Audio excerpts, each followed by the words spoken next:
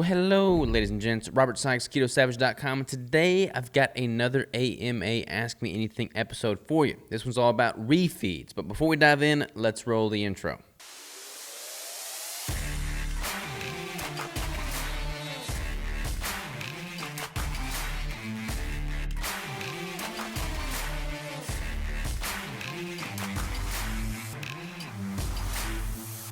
And we're back. All right, so this question is brought to us by Jessica, and Jessica asks, refeeds on a cut. When doing a cut, when should one start to utilize refeeds? Is it unique to each person, or is there a baseline? How many calories and macros should be in a refeed? All right, so when I'm working with clients and we start to get towards the end of their caloric intake, towards the end of their cut, I will implement ketogenic caloric refeed. That's a very important disclaimer there. I do not recommend or use or suggest you use carbohydrate-based refeeds. A lot of people think of refeeds, they think of a surge in calories from carbs, they think of like a cheat meal, they think of an all-out binge fest on pizza that's supposed to miraculously help things improve. I take a very calculated, strategic, measured approach to my ketogenic caloric refeeds. I'm not really increasing total carbohydrate intake. There may be a slight increase in trace carbs from the bulk of the other macros, but really and truly, the total carb intake is left very, very minimal. However, I'll increase both proteins and fats in a ketogenic caloric refeed.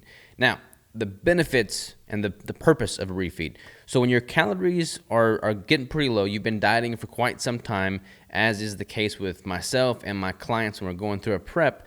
Towards the end of that prep, their metabolic rate will be depressed, their hormones will be a little bit depressed, their relationship with food will be a little bit waned because they're going to be hungry, they're going to be at that deficit, they're going to have been very strict for very long. So there's a psychological benefit of having something to look forward to in the form of a surge in calories from both fats and proteins. There is going to be a slight hormonal benefit. A lot of times I'll see competitors, their body will become stressed, then they'll have more cortisol, fluctuating through their system, and they'll just be more uptight.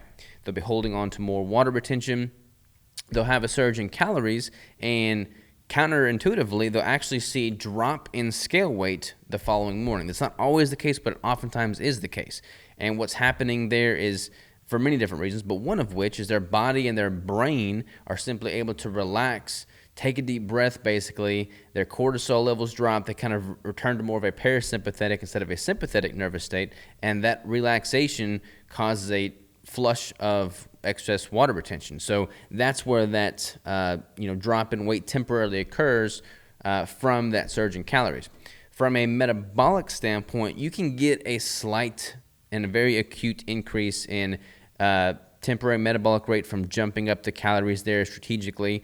It's not really something that's going to be a massive shift in the long run, but when you're that low in calories, you're that towards that end of a prep anyways, any little benefit you can get is going to be advantageous. So there is a metabolic response that comes with a surge in calories, but I don't want people to hear that and think, okay, you can be in a deficit like that and then have one refeed and that's automatically going to fix your metabolism. That's not really the case there. Honestly, probably the biggest benefit is from a psychological response, but then from a sheer physiological appearance, and this is definitely the case if you're stepping on stage as a competitor, you're going to have this filling out sensation. Your muscles are going to fill out. You're going to have more, even with a ketogenic diet, not with a bolus of carbohydrates, not with any excess carbohydrates, just simply adjusting the sodium intake, the fluid intake, sodium, potassium, so your electrolytes, obviously, and just simply getting that surge in calories is going to allow your muscles to fill out a little bit more and to also cause a thinning of the skin. If you time your electrolyte intake and water intake just right, you've got about 48 hours for your body's electrolyte equilibrium to reacclimate, readjust, basically. And if you time things just right, from a sheer peaking standpoint, you can actually provide more of a peak with bodybuilding. If you time those electrolytes, you time that surge in sodium, you manipulate your water just right, not dehydration or crazy super compensation or anything like that, much healthier, much more within a healthy range, but you can time things just right so that your skin appears thinner, the water that is in your subcutaneous layer of skin gets forced into the muscle tissue, so your muscles appear fuller, your skin appears thinner, your vascularity is more pronounced, and you peak and look more enhanced for that moment in time on stage. Now, that is a fleeting look. It doesn't maintain that look indefinitely, because your body will reacclimate to that change in electrolytes, change in fluids, and your body returns to equilibrium. So that is why you have to time the peaking just right as a competitor. Many different ways to go about that. I write about that extensively in my book. Most competitors do that by like a massive dehydration phase, and then a carb loading phase to try and supercompensate muscle glycogen.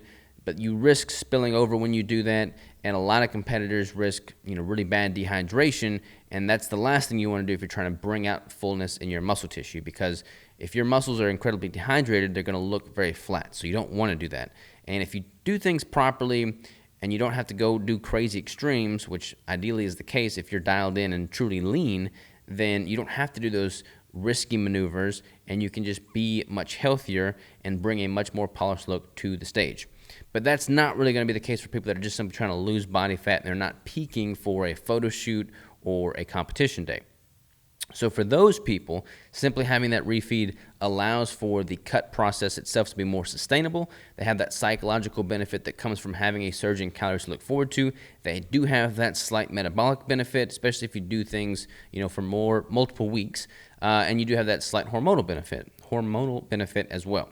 So usually when it comes to refeeds, I'll wait until the very end of a prep. I typically don't like doing more than about 6 to 8 or so. So like 6 weeks out from peaking, we'll start implementing the ketogenic caloric refeeds based off of what their composition is, to see how their body responds, really get things honed in and dialed in from an electrolyte standpoint, from a macro standpoint. I'll typically start with about a 30% increase in calories over baseline. So whatever their calories are at baseline, on a day-to-day basis before the refeeds, I'll typically start with a refeed of about a 30% increase in calories from that. And that's mostly coming from a fairly even split between fat calories and protein calories. So I'll take 30% increase of what their normal baseline intake is, take half of that allocated towards fat, half of that allocated towards protein, and that will pretty much be their refeed amount. Another benefit is that when you're looking at your calories dropping every single week, but then you've got a strategic keto caloric refeed once, sometimes twice a week, depending on my clients, that allows that singular bump in calories for that day allows for their every other day of the week calories to continue to drop while still allowing their average caloric intake for the week to maintain within a healthy range. If you're consuming, sub 1,200 calories, sub 1,000 calories, I don't ever recommend that. I don't ever take my clients that low. I don't recommend people going that low. It's just not necessary if you do things right on the front end. But by having a strategically placed ketogenic caloric refeed once or twice a week, depending on how your body responds, that allows your body to go a little bit lower on those other normal calorie days and then still be at a pretty healthy average intake for the week. So that's what I would say to that. Again, about 30% increase in calories come from both fat and protein, usually towards the end of a cut. If someone's got a ton of weight to lose, they don't need to be jumping on refeeds. That's only going to inhibit their progress more often than not. It's going to lengthen the time at which they're going to need to cut and be in a deficit. From a competitive standpoint, you're really going to start benefiting from the refeeds when you're already getting pretty lean and you're just using that refeed to add a little bit more polish and push the envelope a little bit farther with how low you take your calories in a cut. So that is what I would say there. Hopefully that answers your question, Jessica. You requested chocolate malt keto bricks, so I'll be sending some of those your way. For any of you that do not know how these AMA videos work, if you submit me a well-thought-out question via the Google form in the description below, and I use your question on an AMA video, I will send you some keto bricks with a flavor of your choosing. Thank you all so much for tuning in. Talk to you next time.